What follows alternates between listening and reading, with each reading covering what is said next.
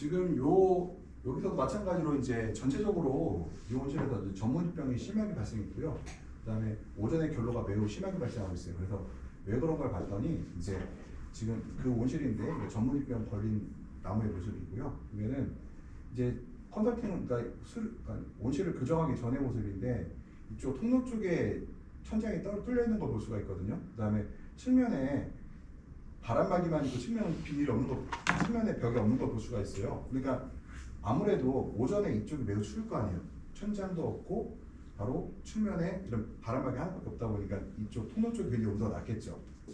그러면은 여기 같은 경우 이제 내부에 이쪽은 따뜻하고 이쪽은 차갑다 보니까 어떻게 될까요? 온도 편차에 의해서 이제 전문이병이나 결로가 생기고 그다음에 전문이병이 걸리겠죠. 그래서 우리가 그 원인을 규명했더니 수평 커튼이 권치식 보온 커튼으로 커튼 개폐 시 찬 공기가 생명적으로 떨어져 결로가 발생하고 있어요. 이거 권치식이거든요. 이걸 열어버리면은 찬 공기가 위에 떨어지겠죠. 통로 쪽 측벽이 일중 비닐로 작업을 위해 수직 커튼을 열게 되면 찬 공기가 온실 내부로 들어가 장발에 결로가 발생해요. 지금 수직 커튼이 있는데 요것을 이제 이걸 열어버리면은 여기 있던 찬 공기가 이 안으로 들어감으로써 온실 안에 이제 이런 온실의 온도 편차가 발생하고 그래서 장물에 결로가 발생하겠죠. 또 고온 건조한 기후로 척과되지 않고 꽃이 떨어지고요. 잎이 너무 많은 저격도 필요해요. 그래서 잎도 보면 너무 많거든요 지금. 그래서 이 사람은 잎도 잘라야 되고 그다음에 이제 해야 되는데 그래서 일단 기술주는 첫 번째가 수평 커튼 위 온도가 상승할 때까지 위에 온도가 상승할 때까지 개폐기를 천천히 그때까지 기다릴 것. 그럼 문제가 뭐가 있어요? 이걸 천천히 열면 늦게 열면 오전광을 손해보겠죠. 그래서 어쩔 수가 없어요. 오전광을 보기 위해서 이걸 열어버리면은 온실에서 찬 공기가 위에 떨어져갖고 결로가 생기거든요. 수평 커튼은 천천히 협동시키고요.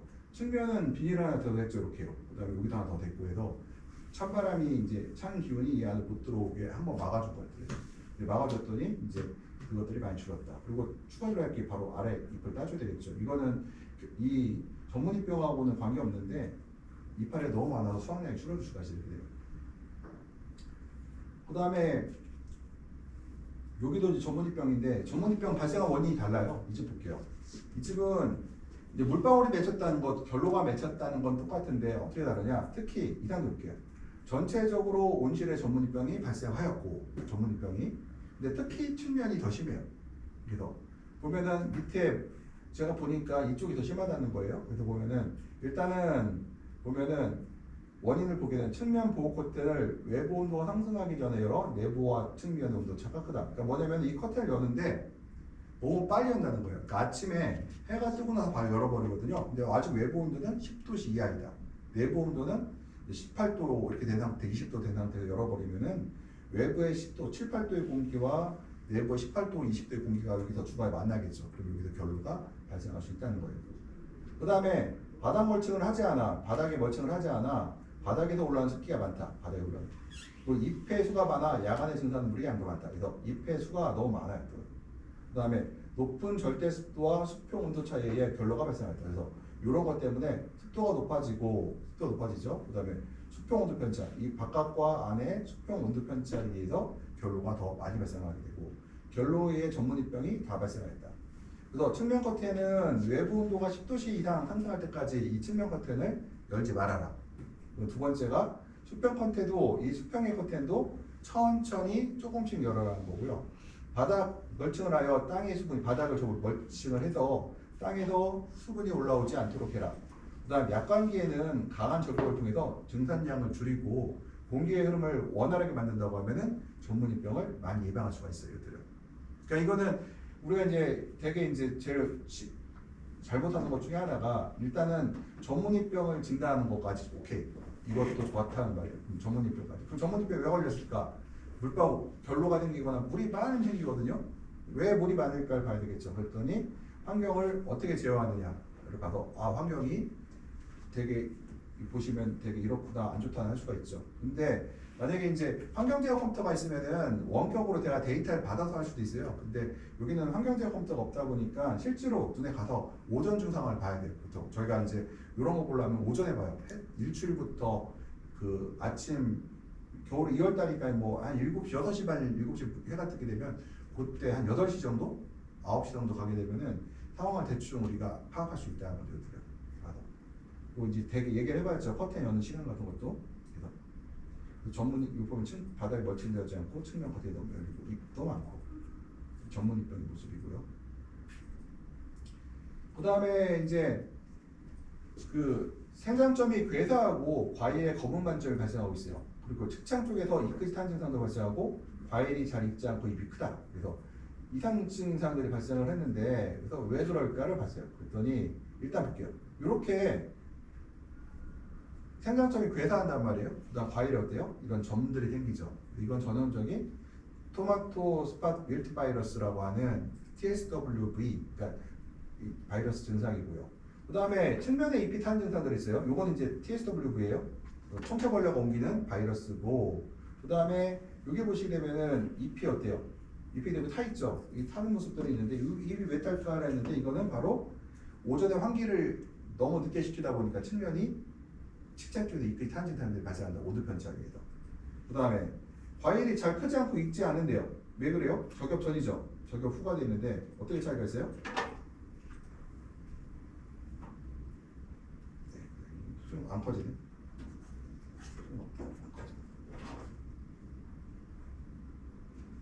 잎이 너무 많아요. 그러니까 잎이 많으니까 그 과일로 관련 12월 달이잖아. 더군다나 12월 달에 하는 거는 온도가 높아야 낮아요. 굉장히 낮은 시기잖아요. 그렇죠? 광량이 낮은 시기잖아요. 이때 과일을 이제 햇빛이 과일 노출되지 않고 잎이 노출되면은 잎이 더 커져요. 그리고 과일 온도가 우리가 과일의 온도는 뭘로 올려요? 보일러로 올리는 게 아니라 태양빛으로 올린다고 했죠. 복사광을 올린다고 했잖아요. 그래서 복사광을 못 받으니까 과일이 온도가 낮고 과일 온도가 낮으니까 과일이 익는 속도가 늦어지고 그 다음에 잎과 과일 온도 편차가 작으니까 잎이 더 커진다는 거죠. 이것들이요. 그래서 잎을 따줘야 잎이 작아지는 문제는 해결할 수가 있다. 이걸 볼 수가 있어요. 이게 낫겠다. 좀 크게 낫다. 이게 낫다. 좀 그래도. 그래서 우리가 해야 될 게 일단은 TSW 벌린 포기는 다 잡아내고 총체벌레 약을 쳐야 되고요. 그 다음에 온도를 천천히 올라가게 아침 환기를 천천히 해야 되고 잎을 따주고 하면 이게 해결되겠죠. 그리고 지금 세 가지 문제가 있었던 거예요. 뭐예요? 하나가 TSWV, 그 다음에 이 끝이 타는 증상, 세 번째가 과일이 안 익고 하는 증상. 이거 다는 과일이 안 익는다고 하거든요. 근데 제가 볼 때는 이 잎이 큰 것도 문제였어요. 그래서 잎을 따주고 과일을 햇빛에 노출시키면 이 문제가 자동으로 해결되겠죠. 그 다음에 이제 보게 되면요, 이제 구멍을 이렇게 뚫어놓고 다니고 과일 껍데기를 이렇게 갉아먹어요. 그래서 보니까 이렇게 해서 나방충들이 돌아다니고 있는데요.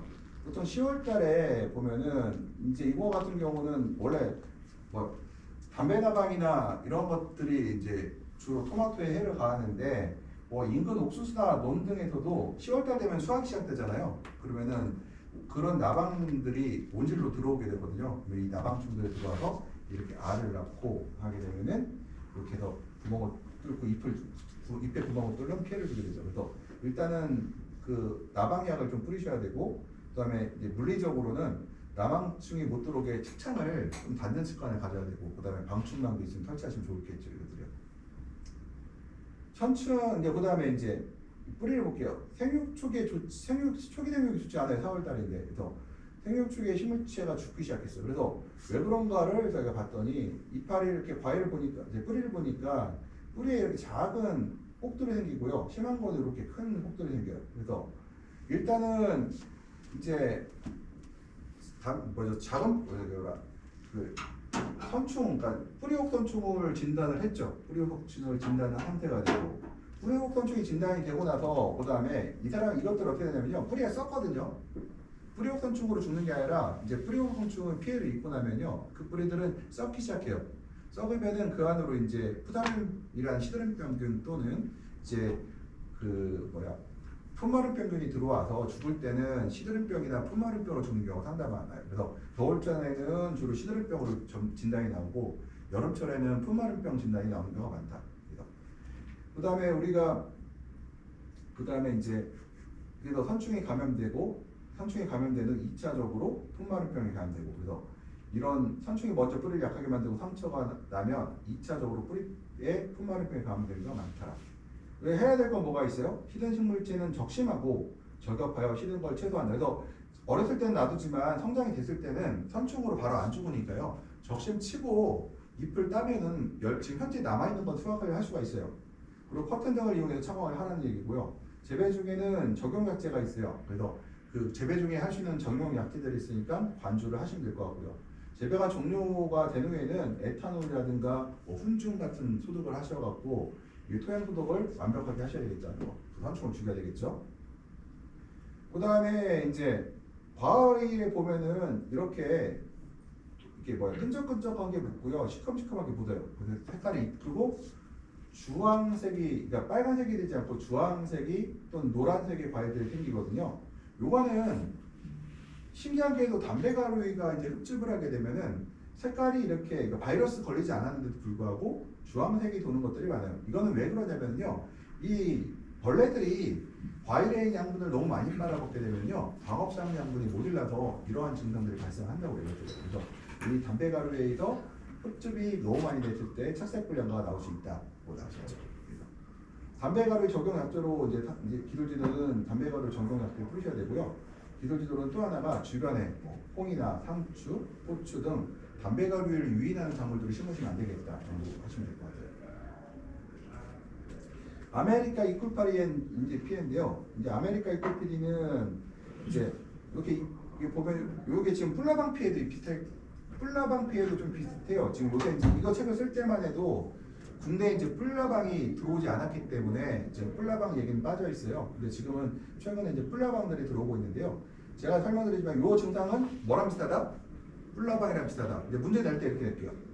이 증상을 보여주고 이건 이꿀파리 피해인데 이와 유사한 피해를 주는 벌레가 무엇인가? 뭐 예를 들어서 뭐 담배가루이, 온실가루이, 뭐 총채벌레, 4번 뿔나방. 뭐예요? 뿔나방이겠죠. 뿔나방이겠죠. 그래서 지금 유충이 잎을, 그러니까 보면 구멍을 뚫지 않았죠. 이게 보면은 어떻게 되냐면은 잎이 이렇게 있어요. 잎이 있으면은 잎을 이렇게 뚫는 게 아니라 이게 벌레예요. 이게 지금 그 이꿀파리 벌레가 이렇게 들어가 있어요. 얘가 위에, 그러니까 이게 잎이 하나의 잎인데 이렇게 있고 이 안에 파고 들어가서 이렇게 굴을 파고 다녀요. 그래서 이걸 보고 우리가 잎 굴파리라고 굴 파고 다닌다고 해요. 이렇게. 그래서 이꿀파리 피해가 이렇게 나타나고요. 그래서 우리가 굴파리 역경 잠깐 잘 뿌리면 되고요. 그러니까 담배구류에 이제 그런 피해인데요. 아까 그 또 하나 보면 이파리에 이렇게 보면 잎과 과일이 끈적하고 거름이 발생하고 있어요. 이렇게 보면 시커멓죠. 그래서 그 다음에 이거는 좀 오타인데요. 아무튼 이 거름 피해라는 거 이거 보시게 되면 이거는 잘못 쓴 거네요. 보면은 지금 이파리에 이런 거름이 묻는 것들인데 이게 담배가루도 그렇고 온실가루도 그렇고 이 거름 피해는 담배가루이 온실가루이 둘 다 똑같이 피해를 줘요. 온실가루이 담배가루이 다 피해를 주는데 담배가루이는 바이러스까지 준다. 온실가루는 바이러스는 안 줘. 바이러스는 전달 안 해요. 온실가루이는 그냥 이런 거름 피해를 주고 생육이 나빠지는 피해를 주는데 담배가루이는 이런 거름 피해도 주고 바이러스 피해도 주고 생육도 약해지게 하는 피해를 준다는 거거든요. 그다음 우리가 이제 이렇게 지금 온실주변 위에 걸린데 이건 병이 난 게 아니라 이제 지나가다가 볼게요. 지금 이 사람이 이제 토마토 이제 과일 같은 것들을 이렇게 버렸어요. 바깥에다가 이렇게 버렸어요. 그러면 과일에는 뭐가 있어요? 종자가 있죠. 그러다 보니까 이 주변에 이렇게 토마토가 이렇게 자라고 있어요. 오이 심는 사람 오이 밖에다 버리면 이제 오이 종자가 이렇게 해서 오이가 튀어나오고 차배 심으면 뭐 이렇게 더 올라오겠죠. 그러면 요 토마토에서 뭐가 생겨요? 인근의 토마토를 좋아하는 벌레들이 요 주변에 모이겠죠. 그럼 모인다고 어떻게 될까요? 바로 내 온실로 따라 들어오겠죠. 얘들이요. 그래서 지금 이렇게 되면은 내가 이 온실에서 내가 방지하기가 상당히 어렵다는 것들. 그리고 여기 보시면 주변에다 이렇게 식물체를 버리거든요. 이렇게 버리게 되면은 이 것들이 좋아하는 벌레들이 내 안으로 들어온다. 그 다음에 요 2번, 3번보다 4번이 제일 문제예요. 4번은 보면은 약간 온실 사이에 뭐가 있어요? 풀이 굉장히 크게 자랐죠. 이런 집은 제가 볼 때 농사 못 짓는 집, 보나마나.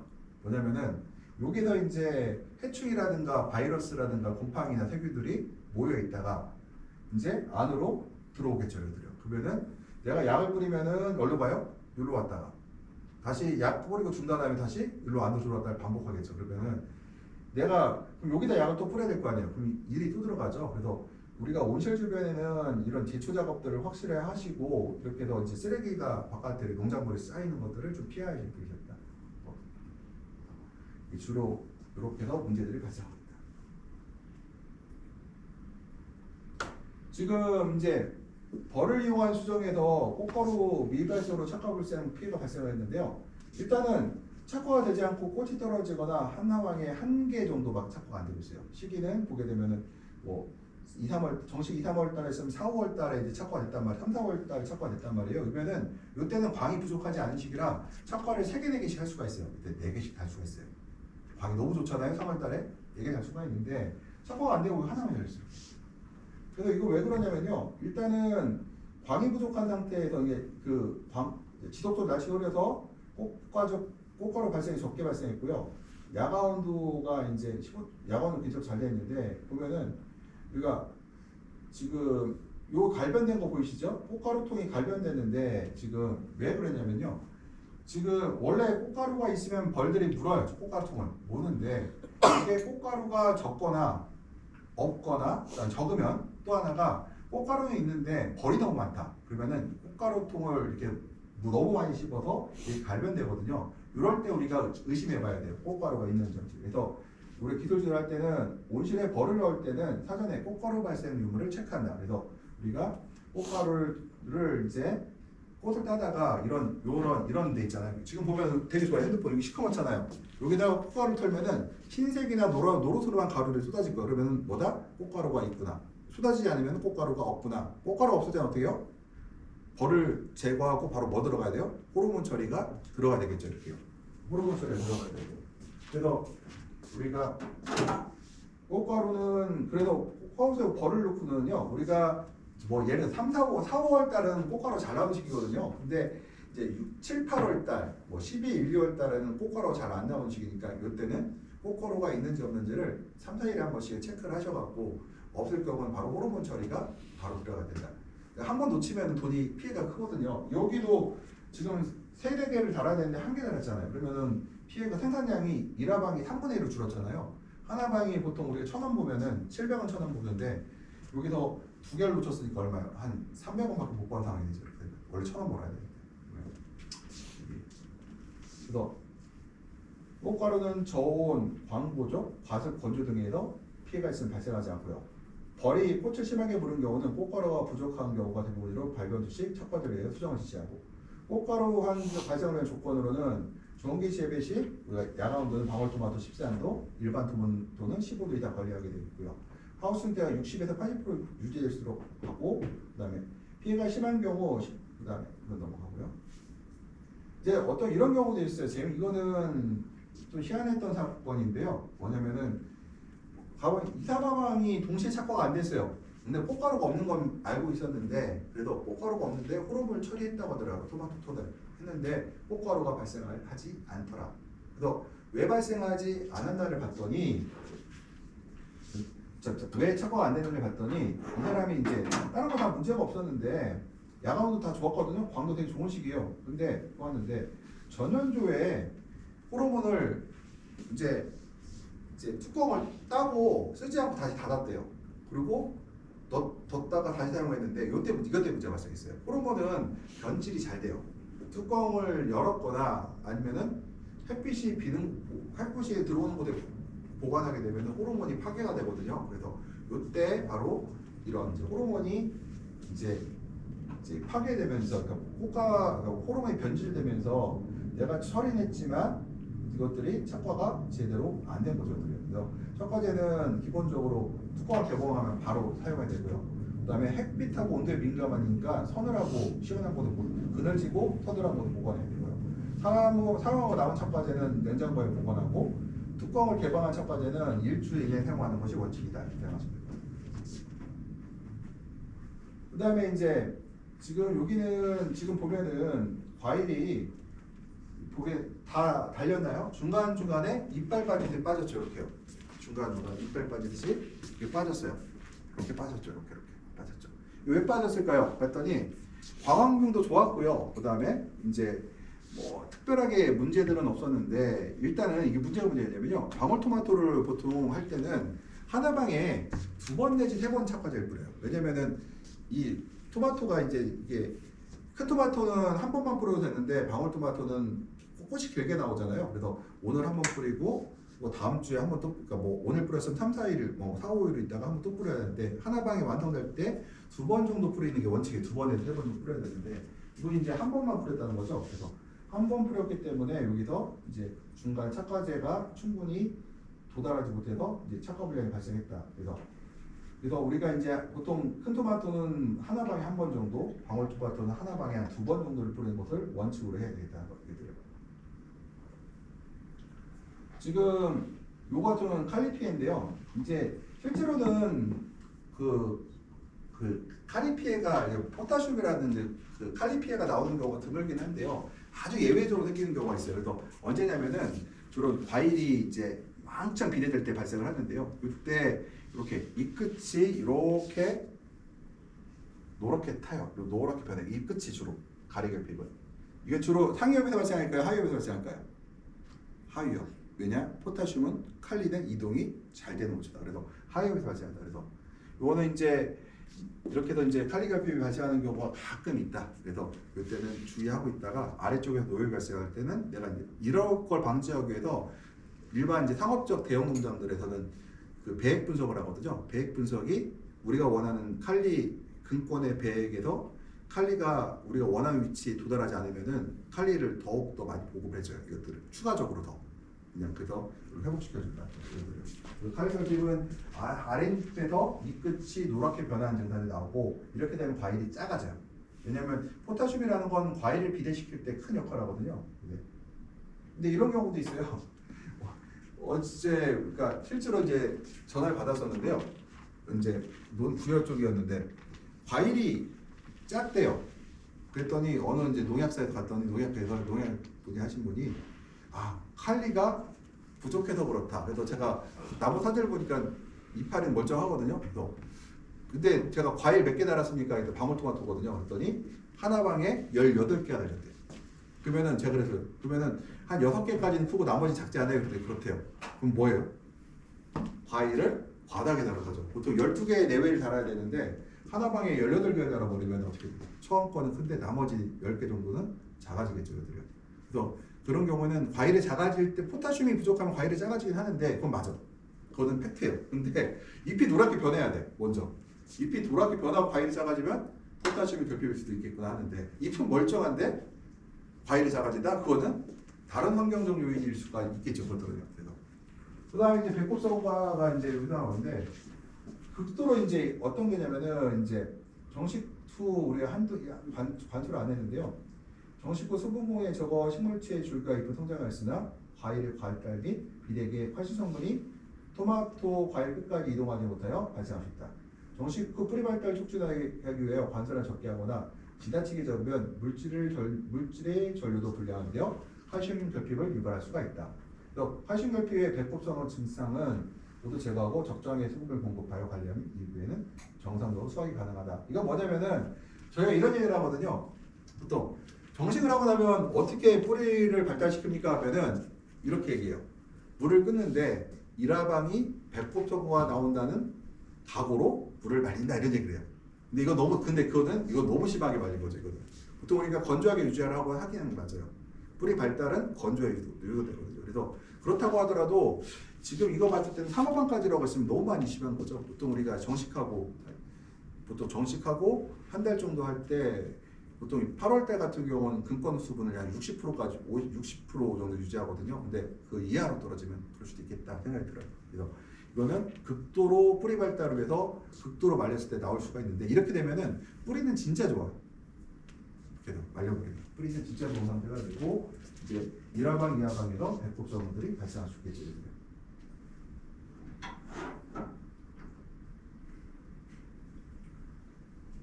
그 다음에 이제 4월이거든요. 이제 4월 시계가 이제 익산인데 이제 4월 달인데 4월 달 하면은 역시 마찬가지로 외부 온도는 아직 밤에 차갑고 아침에 온도는 급상승하는 시기거든요. 근데 이게 신기한 게 보게 되면요. 그 꽃이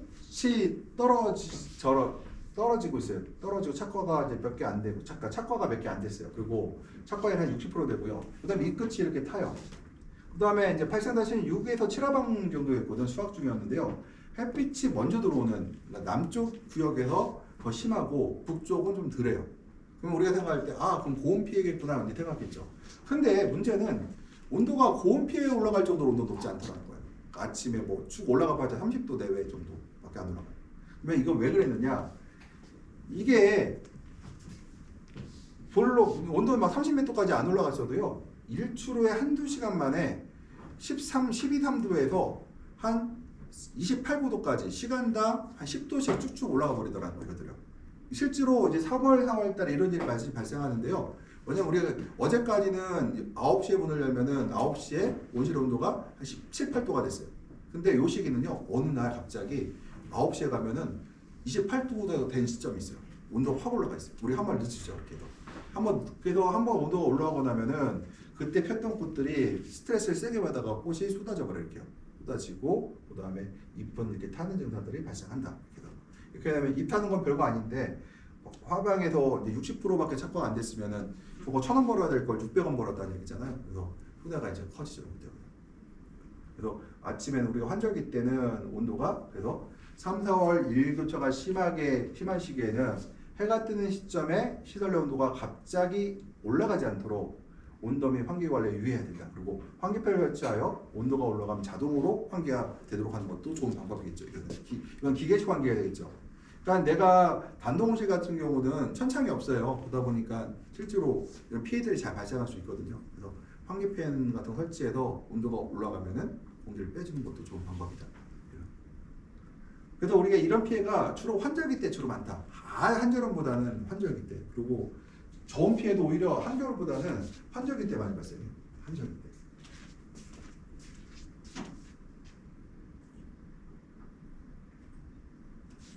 지금 요거는 이제 경기도 가평인데 10월 달이거든요. 그랬더니 이제 A 농가는 전체 두 농장을 봤는데 하나는 전체 수확량의 40%가 이렇게 목줄화되고 열과돼.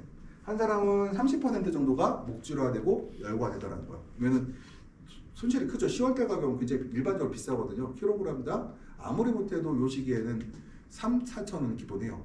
3~4천 원. 그건 좋은 가격이에요. 막 키로당 10,000원 얘기하는 사람이 있는데 그거는 아주 드문 얘기고 보통 우리가 3~4천 원 정도면 괜찮은 가격을 얘기하는데 10월달 가격에 그러면 왜 그랬을까를 봤어요. 그랬더니 이 목줄화가 됐죠. 이 목줄화가 되면 일단 기본할게요. 목줄화된 조직은 죽은 조직에 살아있는 조직이에요. 이 나무 조직은 세포가 죽어있어요? 살아있어요? 죽어있죠. 죽었죠. 그럼 이건 성장해야 안 해요? 성장을 못하죠. 근데 여기 있는 살아있는 조직이 죽은 조직이에요. 아래쪽은 살아있는 조직이죠. 그럼 팽창을 할 거예요. 물을 먹고 토마토는 과일은 95%, 97% 물으니까 물을 없애서 팽창을 막 시작되죠. 팽창을 했는데 여기는 컨데 여기 안 커요. 그럼 어떻게 될까? 여기가 과일이 방사선으로 쭉 쪼개지겠죠. 이렇게요. 그래서 이렇게 방사선 열과 발생한다는 거죠. 이렇게요. 그래서 이 목질화가 왜 발생했을까 하면요. 이 목질화는 우리가 이런 얘기를 해요. 붕소 결핍이다 이렇게 돼요. 언제? 화학분화기 때 붕소가 모자라면 발생을 한다고요. 근데 실제로는 붕소가 그 땅 속에 아니면 양액 속에 모질라서 오는 경우는 없어요. 그러면은 어떻게 오느냐? 바로 질소가 과잉으로 들어오게 되면요. 붕소를 상대적으로 적게 흡수해서 질소 과잉에 의해서 붕소 결핍이 발생한다. 그래서 그럼 이 사람이 어떤 일을 했느냐? 이 사람은 토경재배인데 200평 하우스에다 우분을 15톤 넣었어요. 이 사람은 40%, 10톤 넣은 사람 30%예요. 우분 소똥이죠. 15톤이에요. 우분에서 만약에 1톤 중에서 1%만 질산태 질소가 있다. 그럼 몇 킬로예요? 150kg죠. 150kg. 야, 150kg면 요소 비료로 300kg예요. 우리가 200평에다가 화학 비료를 300kg를 한 방에 때리는 사람은 있어요, 없어요? 아무도 없어요. 근데 또 넣어요, 이렇게. 그럼 질소가 어때요? 질소가 과잉된 상태에서 작물을 재배한다는 거 어때요? 이게 질소는 쭉 올라가고 붕소는 잘 안 올라감으로써 상대적으로 이제 질소의 과잉에 의해서 붕소가 흡수되지 않는 현상이 발생한 거죠, 이것들이요. 근데 여기다가 또 하나가 이게 또 생긴 게 뭐냐면요, 바로 요 시기인데 난방도 제로 안 하고 문도 늦게 해서 과일의 결로가 발생을 해요. 이제 물이죠, 물. 물은 이런 왁스층은 통과를 못해요, 하여 못해요. 반질반질했는데 튕겨내겠죠. 그리고 흡수가 잘 안 되죠. 근데 여기는 어때요? 목줄화된 부분. 목줄화된 부분 흡수를 하겠죠. 이 목줄화된 조직이 물을 먹으면 어떻게 돼요? 흡수하게 되면 팽창하게 되고, 팽창하면 어떻게 돼요? 깨지게 되겠죠. 그러면 어떻게 깨지면서 바로 열과가 생기겠죠, 얘들은. 그래서 그러면 이런 방사성 열과가 바로 이런 질소, 저온 질소가도 과습에서 이제 북소가 유도됐고, 바로 이 결로에서 바로 깨졌다는 거죠. 그러면 우리가 어떻게 하는 게 좋냐? 저온기 때는 일단 15도 이상 관리해서 이제 과봉부되지 않게 하고요. 우분든 유기물을 과다하게 시동하지 말아야 될 것 같고요. 투경 재배 같은 경우는 겨울철에 근권의 함수를 높이면 안 돼요. 그래서 결로 방지를 하도록 우리가 유동팬 돌려야 되고요. 그다음에 오전에 특히 오전 새벽이나 오전에 난방을 통해서 우리가 과습을 예방하는 것들을 해야 되겠다. 그러니까 이거는 이제 이런 거 나오면은 이제 농약방에 가면 이런 얘기를 하거든요. 칼슘을 뿌리면 해소이 된다. 칼슘제를 뿌려요. 내가 뿌려봤어요. 칼슘을 뿌려요. 칼슘을 뿌릴 때 뭐가 들어가요? 물이 들어가죠. 물이 들어가는데 여기 또 물이 묻어요. 그거 어떻게 될까요? 더 터질 거 아니에요. 예. 물 안 묻게 해야 되는데 이제.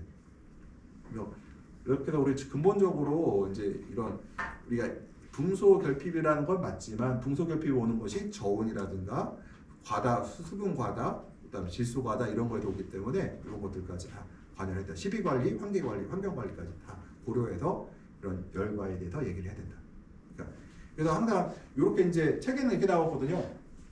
얼마나 쉽냐면은 볼게요.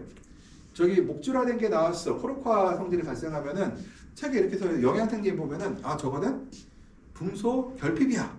그러면은 이제 농약방에 가요. 아 이거는 붕소 결핍이니까 붕소 영양제를 주면 해결이 됩니다.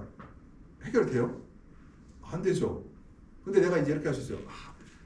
농약방에 왔는데 이거요 당장은 치료가 어렵고요. 영양제도 쓰시고 그다음에 해야 될 게 일단은 잎에 과일에 물이 묻으면 터지니까 환기 관리 잘 하시고 그다음에 내년부터는 질소를 많이 주지 마세요 하면은 이제 뭐라고 해요? 그 농약사는 이제 신뢰를 얻을 수 있는 그래서 다음부터 고객이 되겠죠. 그러면 어떻게 해요? 그 사람이 1년에 2천만 원짜리 손님을 하나 받게 되는 거죠.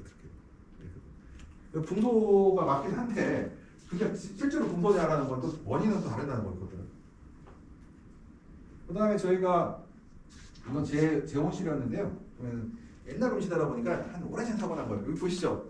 이 안에 폴라이트 제가 배지를 안에 담아놓은 거예요. 자루 배지를. 한 10여 년 전 사진인데요. 그러면 이게 아침에 가니까 온실에 연기라기보다는 딱 열으니까 냄새가 무슨 그 매캐한 냄새가 꼭 쏟아지더라고 보니까. 그러고 나서 이제 봤더니 이제 들어가봤죠. 이거 큰일 났다. 뭔 사고가 났구나 하고 가봤더니 보일러 연통이 터져갖고 연통에서 가스가 샥 안으로 들어와 버린 거예요. 그래서 이제 작살났죠. 그러고 나서 한 3, 4일 지나니까 이파리가 이렇게 다 하얗게 변해요. 이렇게요. 그래갖고 이제 이렇게 됐죠. 이렇게. 그래서 우리가 이제 그 잎이 하얗게 변하고 아랫잎이 떨어지고 꽃이 하얗게 변하면서 꽃도 다 떨어져요. 이렇게요. 이때 뽑혔던 것들은. 저야 뭐 어차피 상업적이 아니라 300평 온실에 내가 그냥 했던 거라 큰 문제는 안 됐지만 3,000평 온실에서 한 3, 4방 들어갔으면은 몇억 손해 보거든요. 1억은 그냥 거품이 들어가니까 이들이요. 그러면 그래서 이제 왜 그러냐? 이제 보일러 공기 발표가 닫혀 공기가 충분히 공급되지 않아 가스가 발생했고요. 첫 번째가 노통 파손에 전 노통 파손이요. 노통이 노후화되어 구멍이 뚫려 가스가 하우스에 들어와 발생한다. 앞에 보일러 공기 밸브가의 사고도 가끔 나요. 공기 밸브가 이게 막혀갖고 공기가 들어가야 되는데 공기가 안 들어가고 불안전 요소가 되면 이제 가스가 나거든요. 저는 이제 노통 파손에 이동 거거든요. 그래서 연통에 없는 난방기 사용을 금지해야 되고 공기 밸브 조절 시 보일러 점호하고 30분 이상 가공 상태를 확인하고요. 이거. 또 사용 기간이 오래된 노풍기는 노통을 정기적으로 확인해서 노통이 깨졌나를 체크하셔야겠다. 노통이 깨졌을 때는 또 그래서. 근데 이게 종종 발생해요. 종종. 이게 또 자주 있는 사건이거든요. 그 다음에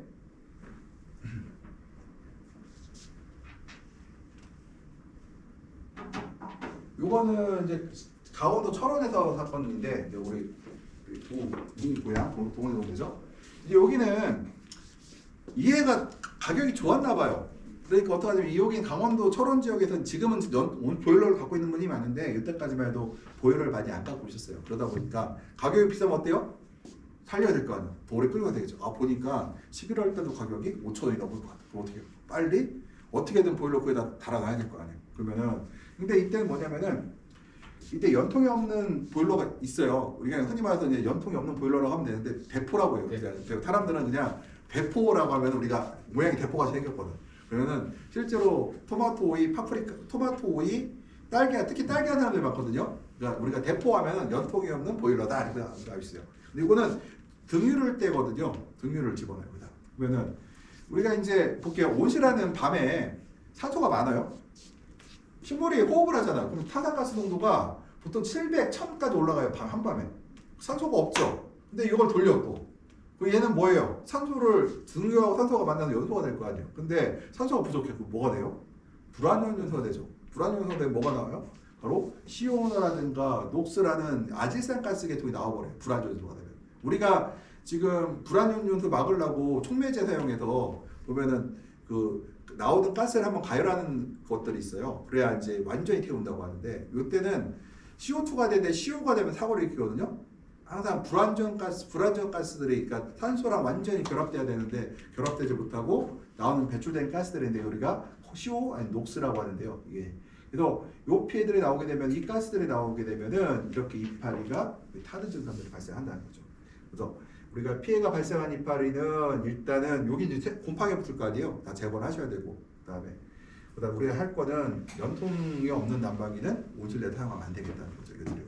근데 사실은 이제 토마토나 이제 오이, 파프리카 하는 사람들은 드물고 지금 논산 가도 딸기 하는 사람들은 되게 아직도 딸기 하는 사람들도 지금은 많이 줄었는데요. 아주 열악하신 분들은 그 뭐라죠 그런 그러니까 연통이 없는 난방기를 사용하시는 분들도 지금도 있으세요. 지금.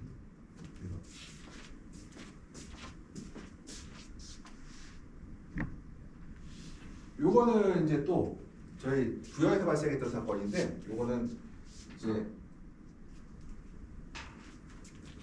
이파리가 이렇게 노랗게 타죠. 이렇게. 그래서 여기서 이 사람 흙을 퍼다가 제가 담아놓은 거예요. 여기요. 그리고 심었더니 또 나와요. 그래서 이게 왜 그러냐면은 이분이 이제 개분이 들어가는 것을 이제 기비로 넣었어요. 개분은 저희가 그러니까 태비라고 안 하고 유기질 비료라고요. 그 비료기가 많거든요. 근데 요 놈이 들어가고 나서 이게 이제 썩을 거 아니에요? 썩을 때 바로 똑같죠. 여기 녹스 나오죠? 녹스가스 피해라고 나오죠? 또 하나가 여기도 어때요? 녹스가스죠? 녹스. 이건 뭐냐면은 기름이 그러니까 우리가 등유나 경유가 불완전 연소될 때도 녹스가 나오는데 여기서도 나와요. 개분에서도 또는 유박에서 나와요. 유박도 이게 콩이나 이런 그러니까 유지류, 곡류를 짜서 나온 게 유박이잖아요. 그러다 보면 질소기가 많아요. 그래서 거기서도 이 녹스가 나온단 말이거든요. 그러면은 이 사람이 이제 여기서는 유박인데 10알에당 1000kg를 넣었죠. 1톤을 넣고 했더니 여기서 녹스 피해로 진단이 나왔고 저희가 이제 또 온실내 개분이나 유박 등 질소질이 많은 비료들은 사용하시면 안 되겠다. 이때는 굉장히 위험하다. 이들은 굉장히 위험해요. 썩으면서 가스를 발생하거든요. 굉장히 유해하다. 여기까지만 잠깐 쉴게요. 볼게요. 요거는 요도 마찬가지로 이제 이파리가 노랗게 변했죠. 그래서 이거 부연인데 이제 잎이 노랗게 되고 뿌리도 못 내려요. 뿌리가 보면은 다 그냥 바퀴지가부터 다 뽑히거든요. 그래서 이상해서 이제 이분한테 우리 아무래도 가스 피해 갔다 해서 녹스가스 측정기가 있거든요. 보면 제가 7.1 ppm, 6, 7 나오거든요. 이게 보면은 7.1 ppm이면 어때요? 굉장히 낮은 거죠. 탄산가스가 400 ppm인데 녹스가 뭐 7 ppm 나왔으면 굉장히 낮은 거잖아요. 근데 저걸로 사고가 나요. 굉장히 낮은 정도로 나온다는 거죠. 그래서 이 사람 같은 경우는 뭐를 뿌렸나 했더니 이 사람은 이제 닭똥 넣었어요? 그때 안 넣었대요. 유박 넣었어요? 안 넣었대요. 그래서 나중에 갈매기똥을 넣었대요. 그래서 갈매기똥을 몇 개 넣었냐 했더니 비싸니까 몇 포 못 넣었대요. 한 통에 5포? 그러니까 100kg 정도 넣은 거죠. 5포면. 넣었는데 이제 가스 피해가 발생을 해서 이제 질소산화물 녹스 피해로 발생했고 그래서 일단은 최대한 환기를 시키고 버티라고 했는데요. 안 돼 다시 뽑아내고 다시 씹었죠 이분이. 근데 이 사람이 뽑아내고 다시 해봤는데 또 그래요. 근데 이분이 어쩔 수 없다고 하더라고. 왜 씹어야 되냐? 그때 이제 고속도로 IC가 나오는 길목이라 심어놓고 있어야 보상을 받는데요. 그러니까 비어있으면 안 된다네. 그래서 일단 죽더라도 씹으시더라고, 씹기는. 그래서 이렇게 해서 이 녹스 피해가 아주 낮은 7ppm이나 아주 낮은 농도에서도 발생하는 걸 볼 수가 있어요. 굉장히 낮아요, 농도가.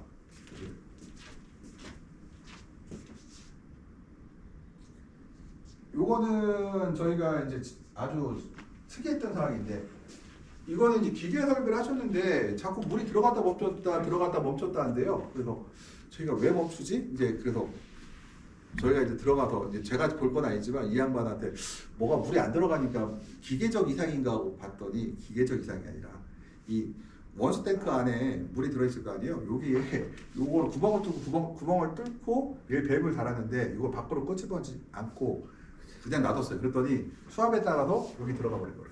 그래서 열린 상태죠. 물이 들어가. 닫힌 상태가 되면 물이 또 안 들어가. 이 안에 끼는 거예요. 이렇게도 별의별 사건들이 다 있어요. 이렇게. 우리가 보면 뭐 해야 돼요? 원칙을 지키자. 원래 이거 집어넣으면 안 되지, 물통에. 아무리 귀찮아도 빼내야지. 빼내야 되는데 안 빼놓고 들어가니까 귀찮으니까 그냥 넣어놓고 작업을 마무리한 거죠. 이렇게요. 그래서 이제 근데 이게 뭐 괜찮으면 상관없는데 가끔 이상한, 그러니까 우리가 생각지도 않은 일들이 발생해요. 이렇게. 생각이나 누가 생각했겠어 이걸. 생각을 못했던 일이죠. 이렇게. 그래서 잠깐 쉬었다가 다시.